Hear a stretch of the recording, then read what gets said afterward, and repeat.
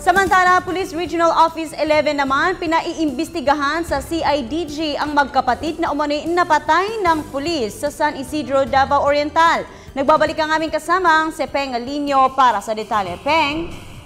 Princess, sa eksklusibong panayan ng Radyo ng Bayan, Miyerkules ng hapon, kay Police Regional Office of PRO on Regional Director Superintendent Wency Pascual, na natanggap nito ang report ng San Pedro o San Isidro Police Station kahapon ng hapon at pinag-aaralan nito mabuti ang mga nilalaman ng report na sa tingin nito ay conflicting ng dalawang pulis na umano'y sangkot sa pangamaril sa dalawang magkapatid na sibilyan na umano'y nagsusugal nung linggo ng gabi kung saan ayon sa mga saksi ay natalo umano sa karakter sa isang pulis dito at hindi niya ito tolerate kung may kasalanan nga ang dalawang pulis.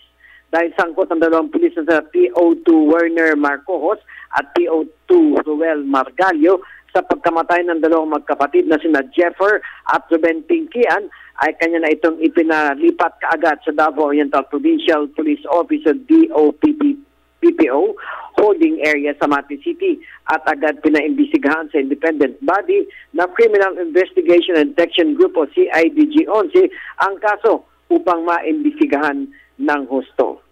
Samantala, humingi ngayon ng hustisya ang pamilya ng kaanak at mga residente ng San Isidro sa pagkamatay ng dalawa. Kaya't masusi naman itong pinaimbestigahan ni Pascual sa CIDG upang lumabas ang katotohanan.